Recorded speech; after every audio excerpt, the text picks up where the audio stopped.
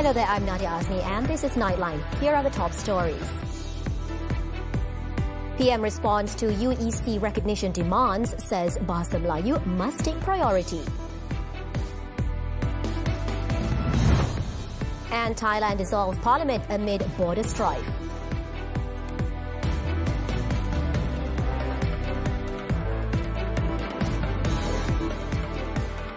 We begin the bulletin with this story. Malaysia, as ASEAN chair, will convene a special foreign ministers meeting to assess the regional situation and support efforts to de-escalate ongoing tensions. Prime Minister Datuk Seri Anwar Ibrahim announced this in a social media post on Friday following a phone call with his Vietnamese counterpart Pham Minh Chinh, which centered on current regional developments and joint efforts to safeguard peace and stability. Anwar added that the meeting, set to take place in the near future, will also strengthen ASEAN's collective role in maintaining regional peace. He also reaffirmed Malaysia's commitment to strengthening bilateral cooperation with Vietnam in addressing issues of illegal, unreported and unregulated fishing.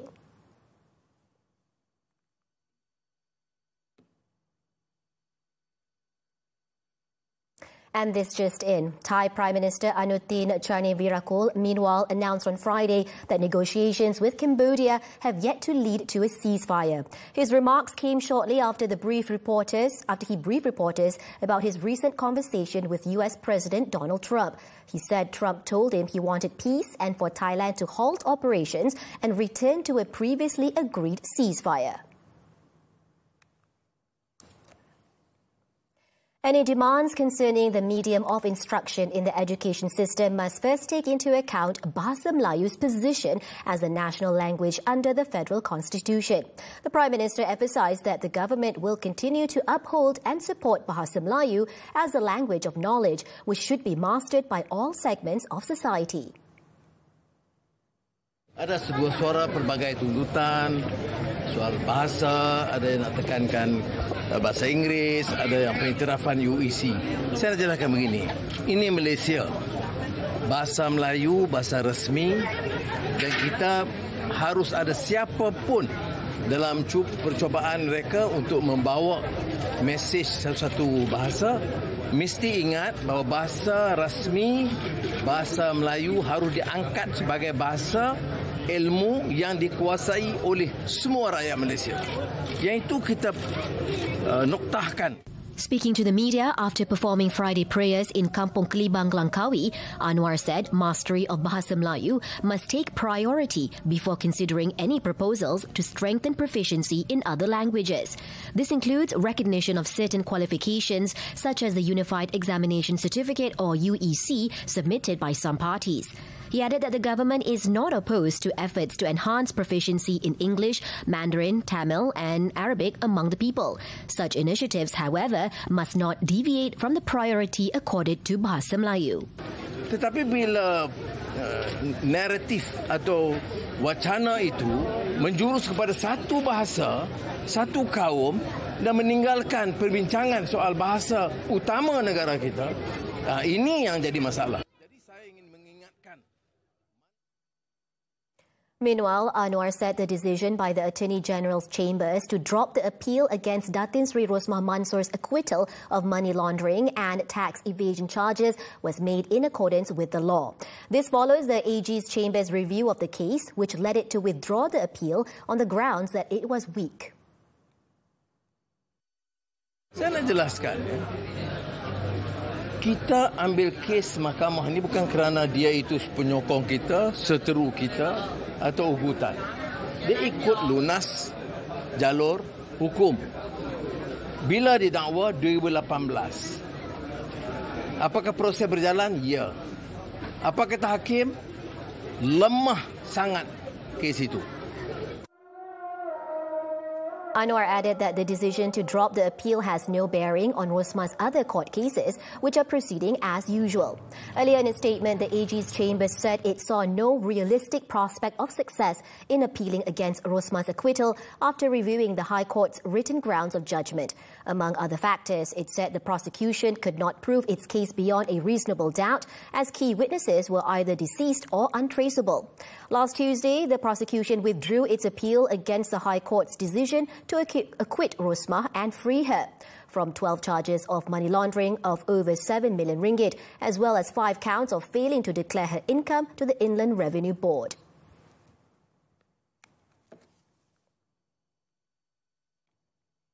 In a separate development, the federal government and the Selangor state government have agreed to fast-track the construction of Port Klang's third terminal on Carey Island. According to the Prime Minister, the project has long been planned and should no longer be delayed to allow the people to enjoy the benefits of its new economic opportunities. In a social media post, Anwar said the agreement was reached during a meeting on Friday. He described the project as a key strategic initiative to strengthen the country's economic capacity and position in the ports and logistics sector. He added that relevant agencies have been instructed to act swiftly and ensure the project becomes a new model for national development, one that is efficient, well organized and conducted with integrity. He also said that when completed, the development will continue to safeguard the interests of the Orang Asli, local communities and fishermen and preserve local ecosystems.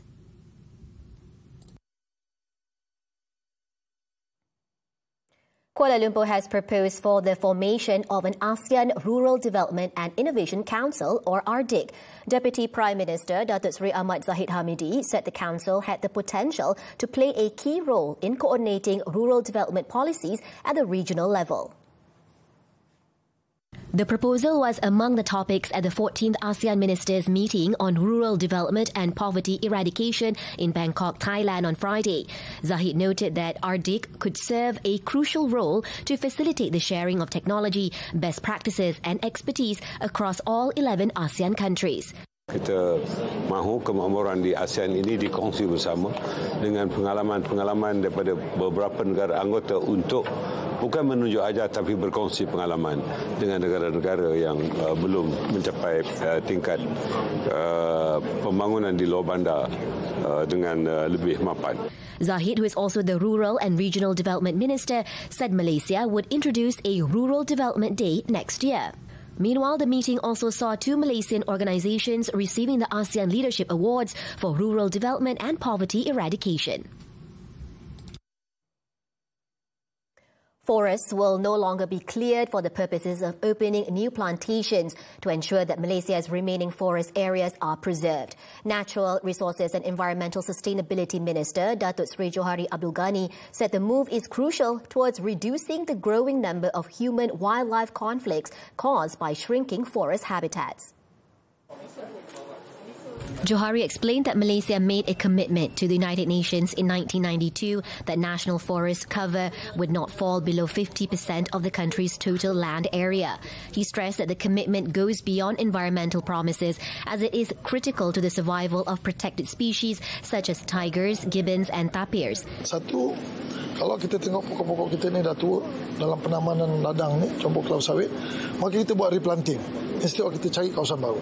Nombor 2, kita juga kena pastikan bahawa banyak R&D kita tumpukan kepada peningkatan hasil, yield, bukan nak meningkatkan hasil, therefore kena buka hutan lagi, tak boleh. Johari highlighted this on Friday during a visit to the National Wildlife Rescue Centre in Sungai Perak, where he was briefed on efforts to treat, rehabilitate and release wildlife that had been seized, smuggled or rescued.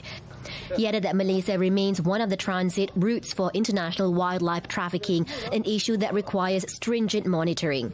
As such, he called on the Wildlife and National Parks Department, or Perhilitan, to play a more significant role not only in conserving native species but also in ensuring that the country's unique wildlife does not become extinct as a result of human activities. In an unusual move, the federal court on Friday granted a pause for the prosecution and the defence in Syed Saddiq Syed Abdul Rahman's corruption appeal to reassess their positions. Justice Dato Abu Bakar Jaiz, leading a 3-member bench, gave both sides a 7-day cooling-off period to reflect on whether the case should move forward to a verdict. The prosecution is appealing to restore the Muar Member of Parliament's 7-year prison sentence, 10 million ringgit fine and 2 strokes of the rotan previously imposed by the High Court. However, Abu Bakar, who is the Court of Appeal president, halted the proceedings after 2 days of intense arguments and called for the reflection period. He noted that during his years as a deputy public prosecutor, it was common to conduct internal reviews before deciding whether to proceed with an appeal.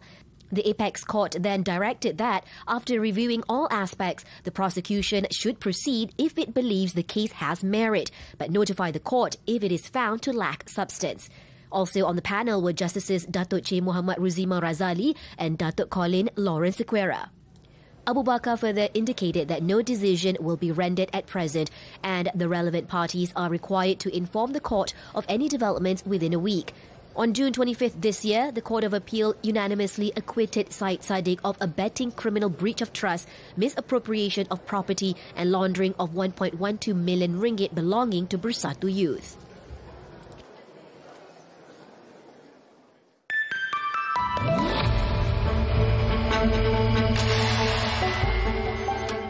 The ringgit has hit its strongest level against the US dollar since May 2021. With a gain of over 9%, it further solidifies its position as Asia's best-performing currency this year. The local currency continued its upward trend and traded at 4.085 against the greenback at Friday's close. It also hit a new 4-year and 7-month high against the US dollar, supported by positive Malaysian economic data. The ringgit also strengthened 12.6% against the Indonesian rupiah and has risen against the Singapore dollar and the Thai baht. According to analysts, continued investment cycles, fiscal reforms and data center investments are boosting demand for the ringgit. This comes alongside production data, which surged at its fastest pace since September 2022. Investor sentiment has also improved due to positive developments in US-China trade relations.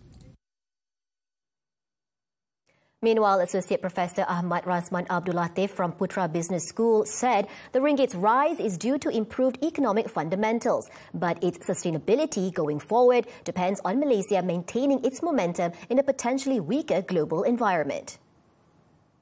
On the fundamental side, Malaysia's macroeconomic indicators such as controlled inflation, stable policy settings and ongoing investment inflows provide credible justification for a stronger currency.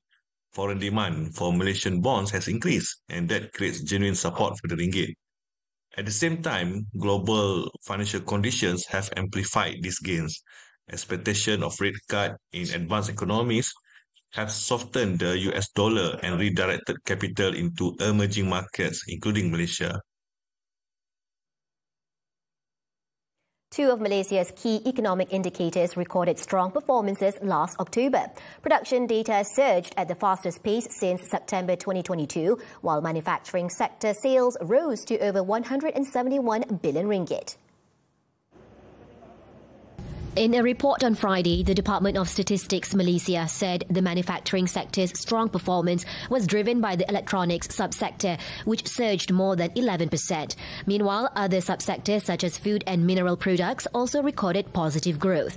The number of employees in the manufacturing sector also rose to 2.4 million, while wages and salaries grew 2.4%, reaching 8.5 billion ringgit. Retail trade sales also surged to over 160 billion ringgit, driven by the redemption of the 100 ringgit Sumbangan Asas Rahmah or SARA program. Additionally, the wholesale and retail subsectors recorded growth of 7.3% and 6.8% respectively, while the motor vehicle subsector posted sales exceeding 20 billion ringgit with growth of over 8%. Digital payment activity also strengthened, with e-money transactions surging nearly 67% to over 26 billion ringgit.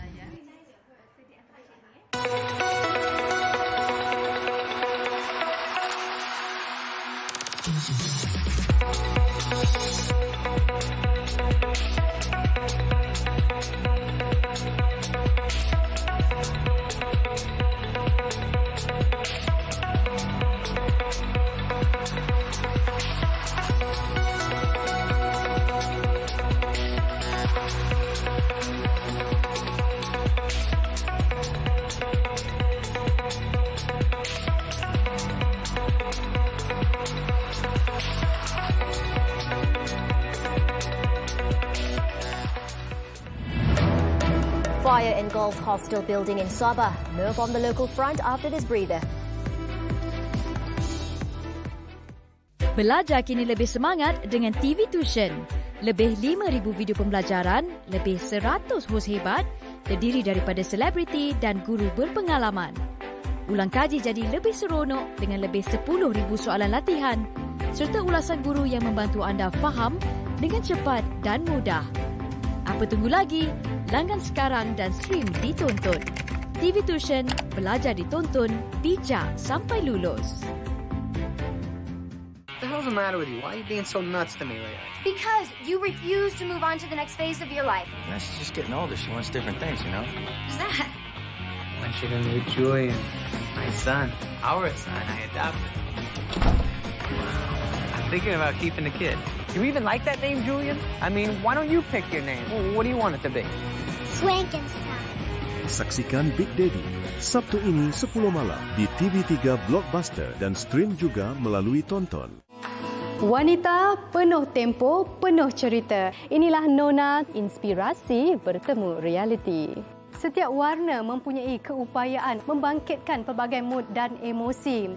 Semoga istirahat anda memberi makna yang indah walau tempohnya hanya seketika. Dan terus setia sejam bersama kami kerana Nona, inspirasi wanita untuk semua. Nona di TV3 dan stream ditonton.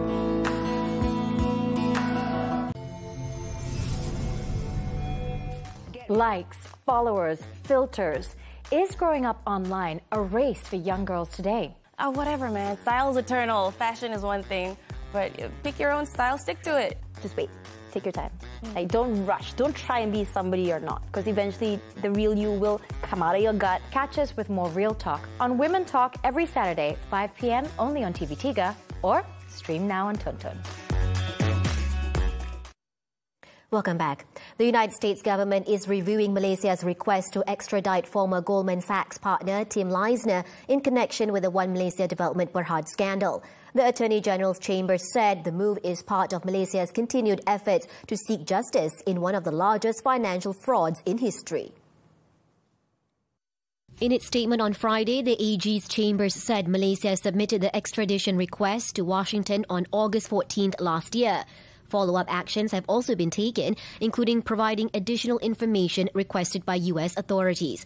The request followed new information from the trial of Leisner's colleague Roger Ng in the U.S., also linked to 1MDB. The AG's chambers emphasized that Malaysia is actively working to obtain documents that were previously unavailable and ensuring those involved, including Leisner, face trial under its legal system. Leisner was reported to have played a key role in the $6.5 billion bond deals for 1MDB between 2012 and 2013. He pleaded guilty in the U.S. in 2018 to charges of money laundering and bribery involving sums between $50 million and $60 million.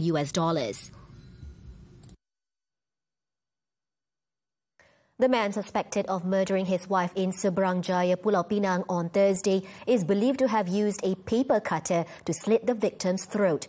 Post-mortem results also revealed that the suspect is likely to have covered the victim's mouth and nose with a cloth or pillow, causing her to suffocate. Pulau Pinang Hospital forensic pathologist Dr. Zahari Noor told reporters on Friday that the cut was inflicted first, followed by smothering, which resulted in fatal asphyxia. Dia mati akibat daripada luka hirisan pada bahagian leher dan juga depan leher satu saja, dan juga akibat daripada lemas. Asfiksia dia dilemaskan juga. Lemaskan mungkin guna kain atau pemantai. Earlier, the 28-year-old suspect was given a 7-day remand by the Bukit Mertaja Magistrates Court to assist police in the murder investigation, which is being conducted under Section 302 of the Penal Code. Meanwhile, grief filled the air at the forensic unit of Seberang Jaya Hospital as the family of the late Wan Khairul Safina arrived to claim her body. The 44-year-old victim was later laid to rest at the Masjid Sukamananti Muslim Cemetery in Alustar, Kedah. On Thursday, police arrested the suspect after he turned himself in and confessed to killing his wife at their apartment on Jalan Tuna. The man had allegedly hidden the victim's body in the back room of the unit after murdering her 4 days earlier. A normal school day turned chaotic when the hostel building at Sekolah Kebangsaan Pinapa in Pitas, Sabah caught fire on Friday. Fortunately, no casualties were reported.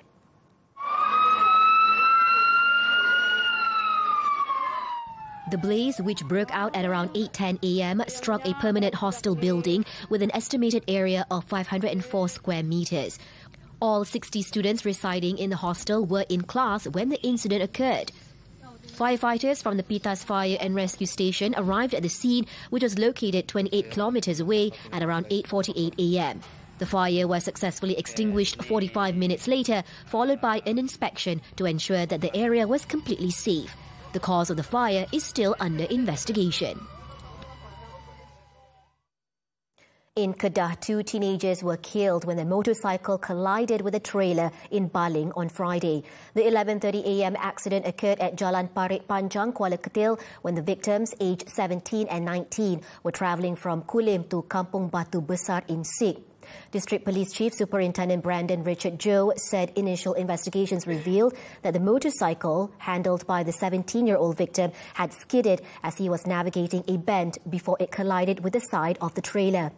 The crash caused severe injuries to the rider and the pillion passenger, who were both pronounced dead at the scene. Both victims' remains were sent to the Baling Hospital's forensic unit for post-mortem.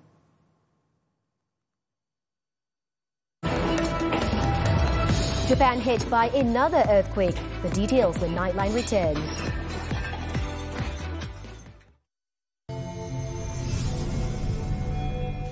Likes, followers, filters. Is growing up online a race for young girls today? Oh, whatever, man. Style's eternal. Fashion is one thing, but pick your own style, stick to it. Just wait. Take your time.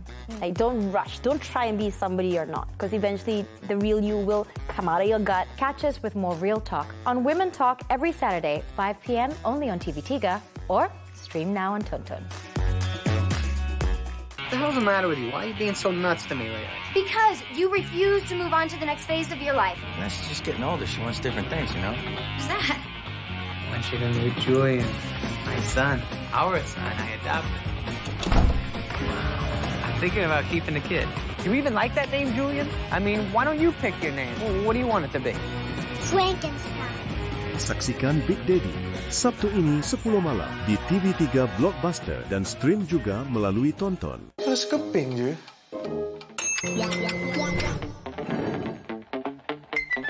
Mesti shopping pun boleh. Siap ada diskaun lagi.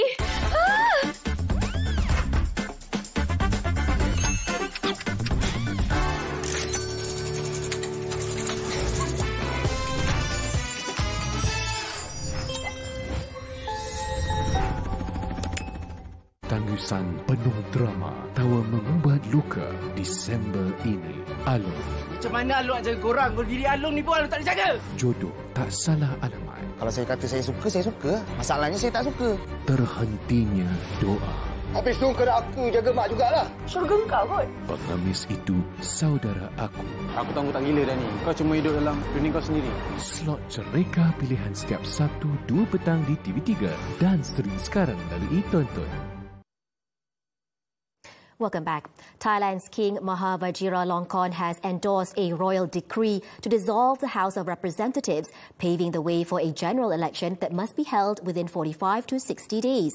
In the decree published on Friday, Prime Minister Anutin Chanvirakul said that as the deadly border dispute with Cambodia entered its 5th day, along with other challenges, his minority government has struggled to contain since it took office 3 months ago. Anutin was elected Prime Minister in September after a court removed Patengton Shinawat. His rise was made possible through a deal with the People's Party, who agreed to back him on the condition that he start amending the constitution and dissolve parliament by late January. But chaos broke out in a joint sitting of parliament on Thursday over the voting process for those amendments. The opposition accused Anutin's party of reneging on their agreement, and the government confirmed that a no-confidence motion was being prepared.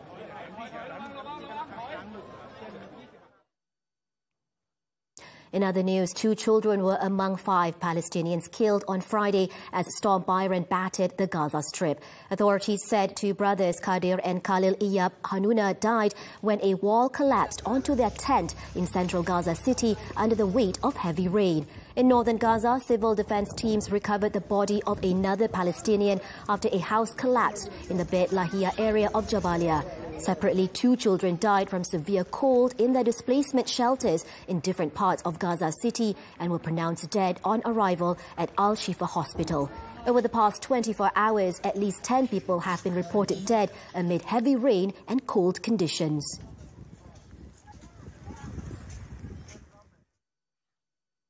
A 6.9 magnitude earthquake shook northeastern Japan on Friday, triggering small tsunami waves but causing no significant damage just days after a stronger quake hit the same region.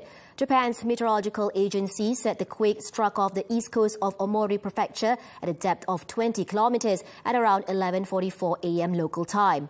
A tsunami advisory was issued and lifted about 2 hours later. Small waves were reported in Hokkaido and Omori, but there were no serious injuries or damage. Friday's tremor followed a 7.5 magnitude earthquake on Monday, which caused light damage, injuries, and a small tsunami along Japan's Pacific coast. At least 34 people were hurt in that earlier quake. Power was temporarily knocked out in several areas, and tsunami waves of at least 0.6 meters high were recorded at Kuji Port in Iwate Prefecture.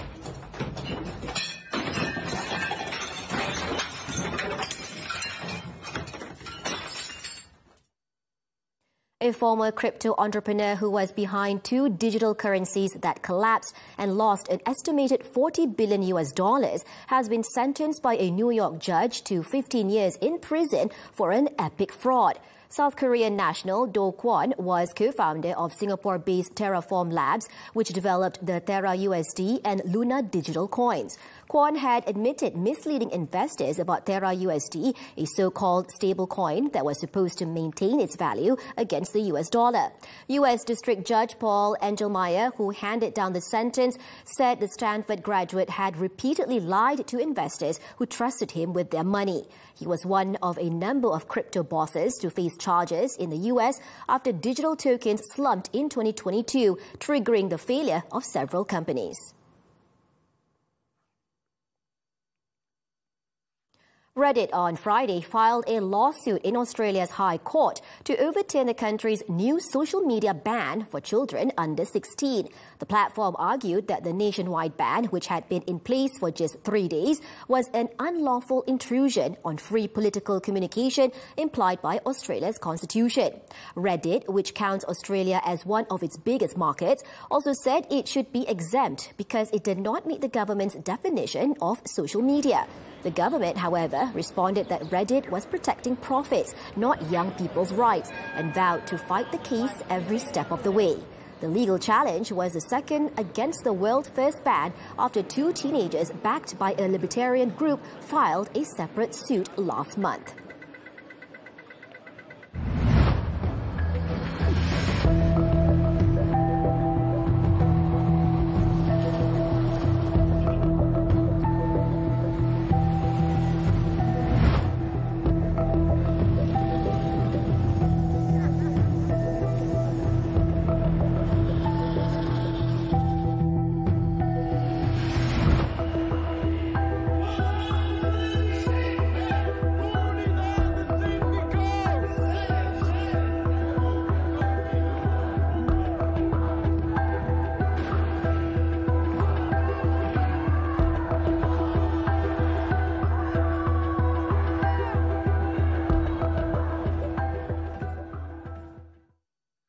On to sports now and the 2025 Thailand SEA Games. It was a stellar day for the national contingent as Malaysia bagged 7 more golds, 3 silvers and 15 bronzes on day 3 of competition. However, the latest haul still leaves Malaysia outside the top 5 in the medal standings with a current tally of 10 golds, 13 silvers and 33 bronzes. The nation's evergreen snooker ace Thor Chuan Leong delivered the latest gold after clinching the 6-red singles title with a commanding 5-2 win over Thailand's Poramin Tanjirakul. His victory extends Malaysia's dominance in the event following Lim Kok Leong's gold in 2021 and Moh Kin Hoo's triumph in 2023. Earlier, national karate exponents C. Shah Malarani and K. Tivendran each struck gold with impressive performances on the tatami. The rest of the gold medals were secured in events which included the women's shot put, the women's balance beam and the men's vault events, capping off a productive day for Team Malaysia. The third day of competition also saw Thailand's sprint sensation Purapol Bonsun make history by becoming the first Southeast Asian athlete to break the 10-second barrier in the 100-meter dash. Running in the heats at the Sufa Kalasai National Stadium, he stunned the crowd with a 9.94-second performance, smashing the SEA Games record of 10.17 set by Indonesia's Suryo Agung Wibowo in 2009. His time also surpassed the previous fastest mark ever recorded by a Southeast Asian athlete, Indonesia's Lalu Zohri's 10.03 from 2019. Just 2 hours later, Purapol returned to win the blue ribbon final in 10.00, finishing ahead of Lalu and Malaysia's Danish Iftikhar Rosli. Purapol now firmly sits at the top of the region's sprinting ranks after achieving a feat no Southeast Asian athlete has ever managed before.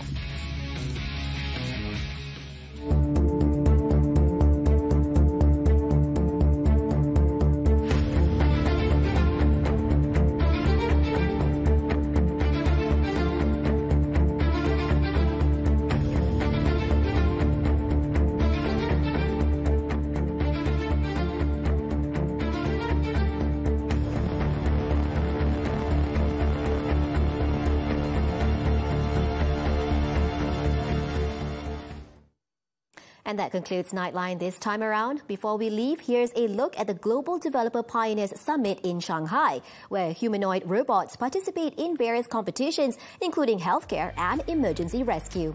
With that, I'm Nadia Azmi. Thank you for watching and stay safe.